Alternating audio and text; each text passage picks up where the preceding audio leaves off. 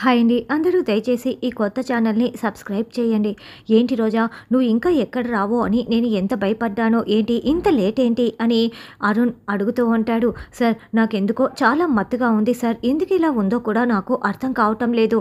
పూజలో కూర్చుంటానో లేదో కూడా అర్థం కావటం లేదు అని రోజా అంటుంది. అమ్మాయి వచ్చింది కదా వచ్చి పూజలో కూర్చోండి బాబు అని పూజారి గారు చెప్తారు. అమ్మాయి తల్లిదండ్రులు ఇంకా రాలేదేంటి అని వాళ్ళు కూడా ఈ పూజలో ఉండాలి కదా నేను ముందే చెప్పాను కదా అని పూజారి గారు అంటారు.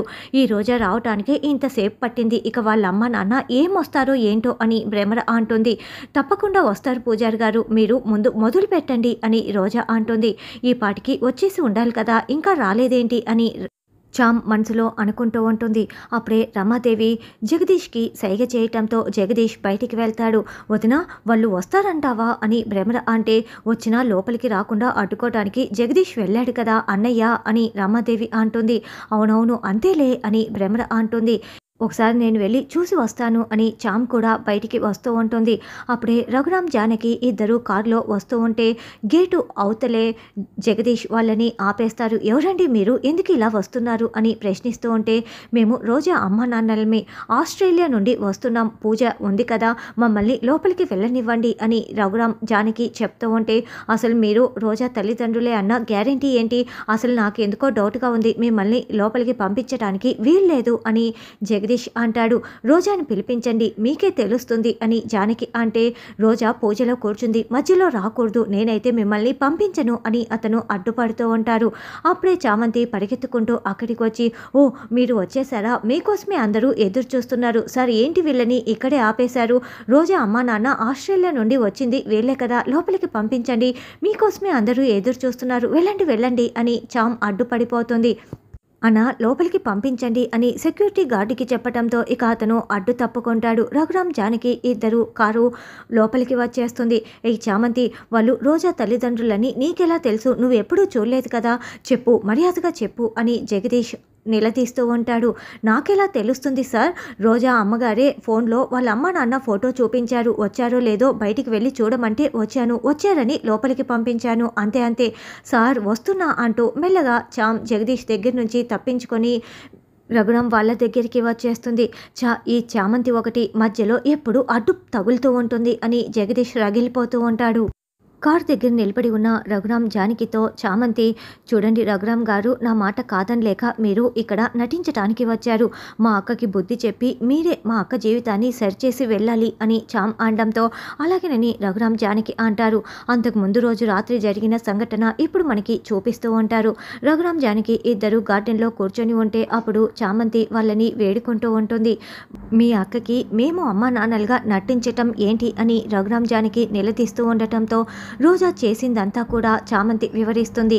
ఇంత చేసిన తనకు నువ్వు ఇంకా సహాయం చేయాలనుకుంటున్నావు చూడు, నీ జీవితం పాడైపోతుందమ్మా, వద్దమ్మా చాలా పెద్ద తప్పు చేస్తున్నావు అని రఘురామ్ జానకి అంటే లేదండి తను నన్ను చెల్లెలు కాదనుకుంటున్నా, నేనైతే మా అక్కని పక్కన పెట్టలేను కదా, మేము ఎంత చెప్పినా వినట్లేదు, మీరైనా అమ్మ నాన్నలుగా వచ్చి నటించి మా అక్కకి బుద్ధి చెప్పి వెళ్ళాలి, మా అక్క జీవితాన్ని సరైన దారిలో మీరే పెట్టాలి, ఇప్పుడు కనుక అమ్మ నాన్నలుగా ఎవరో ఒకరు రాకపోతే అన్నంత పని చేస్తుంది, అప్పుడు ఇంట్లో నుంచి బయటికి గెంటేస్తారు, ప్లీజ్ అండి కాదనకండి అని వాళ్ళ కాళ్ళు పట్టుకొని మరీ బతిమలాడుతూ ఉంటుంది. ఎక్కడో అమెరికా నుండి వచ్చిన మీ కూతురు జీవితాన్ని కాపాడుకోవటం కోసం సరైన దారిలో పెట్టడం కోసం మీరు ఎన్నో చేశారని ఊరి వాళ్ళందరూ మాట్లాడుకుంటున్నారు, నాకు మీరు ఈ ఒక్క సహాయం చేయండి ప్లీజ్ అండి అని కాళ్ళు పట్టుకోవటంతో సరేనమ్మా నీ ముఖం చూసి మేము అంగీకరిస్తున్నాము, జీవితంలో మొట్టమొదటిసారి అబద్ధం చెప్పబోతున్నాను, సరే నేను చెప్పినట్లే చేస్తాంలే అని రఘురామ్ జానకి మాట ఇచ్చి ఉంటారు. పూజారి గారు చూస్తుంటే ఈ పూజ జరిగేలా లేదు, ఎందుకంటే వీళ్ళ అమ్మ నాన్న రాలేదు కదా, నాకు అంత అదృష్టం లేదులేండి, మా కోడలతో వాళ్ళ అమ్మ నాన్నతో పూజ జరిపించే అదృష్టం ఏం చేస్తాం అని రమాదేవి నటిస్తూ ఉంటుంది. ఏంటి రోజా మా అమ్మని ఎందుకు ఇంతలా బాధ పెడుతున్నావు అని అరుణ్ కూడా రోజాని నిందిస్తూ ఉంటారు. అప్పుడే రఘురామ్ జానకి చామంతి లోపలికి వస్తూ ఉండటంతో అదుగో రోజా అమ్మ నాన్న వచ్చేశారు అని చంద్రిక చెప్తుంది. ఇక హర్ష బామ్మ ఇద్దరు వెళ్ళి వాళ్ళని రిసీవ్ చేసుకొని నా భార్య రమాదేవి అని మొత్తం పరిచయం చేస్తూ ఉంటారు. ఏంటమ్మా రోజా అలా కూర్చొని ఉన్నావు, ఏదో బాధతో కూర్చొని పూజ చేస్తున్నట్లున్నావే, బాగా కూర్చో అని రఘురామ్ అంటాడు. రోజా ఏమో మత్తుతో ఇంకా తూలిపోవటానికి రెడీగా ఉంటుంది. అంటే మనం లేటుగా వచ్చామన్న బాధ ఉంటుంది కదండి అని జానకి కవర్ చేస్తూ ఉంటుంది.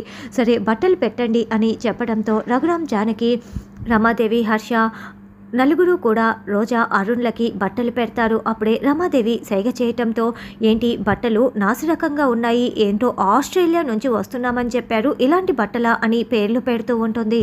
మేము ఆస్ట్రేలియా నుండి వచ్చిన పూజలో కూర్చునేది సూటు బూటుతో కాదు కదా, ఇక్కడి సాంప్రదాయం ప్రకారమే మేము బట్టలు తీసుకువచ్చాము అని రఘురామ్ బుద్ధి వచ్చేలా చెప్తాడు.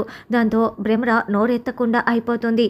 సరే మీకు ఆ రాజమణిహారం గురించి తెలుసా, మీ అమ్మాయి చెప్పింది, ఇంకా మిగతా వివరాలు చెప్పండి అని రమాదేవి అడగటంతో ఏంటి అన్నట్లుగా రఘురామ్, జానకి చామంతి వైపు చూస్తూ ఉంటారు. వాళ్ళు ఇప్పుడే జర్నీ చేసి వచ్చారు కదా, తర్వాత మాట్లాడుకుందాం, సరే నేను వెళ్తున్నాను అని రోజా పూజలో నుంచి లేస్తూ ఉంటే ఏంటమ్మా అప్పుడే ఎక్కడికి వెళ్తున్నావు, ప్రసాదం తయారు చేసి తీసుకురా అని పూజారి గారు చెప్తారు. ఇక రోజా కిచెన్లోకి వెళ్తూ ఉంటే చామంతి వెనకాలే వెళ్తూ ఉంటుంది. ఏయ్ నువ్వెక్కడికే వెళ్తున్నావు, నోరు మూసుకొని ఇక్కడే ఉండు అని రమాదేవి అరుస్తుంది. భ్రమరా నాకు ఆ రోజాపై డౌట్గా ఉంది, ఈ చామంతిని అటువైపు అస్సలు రానివ్వకు అని అనడంతో సరే వదిన నేను చూసుకుంటాను అని భ్రమర అంటుంది.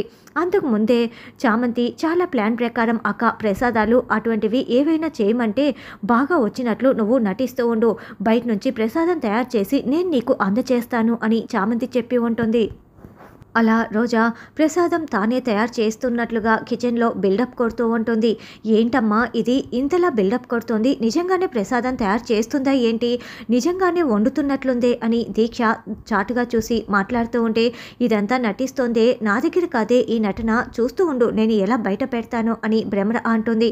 ఆల్రెడీ చామ్ బయట ప్రసాదం తయారు చేయడానికి కట్టెల్ని రెడీ చేసుకుంటూ ఉంటుంది.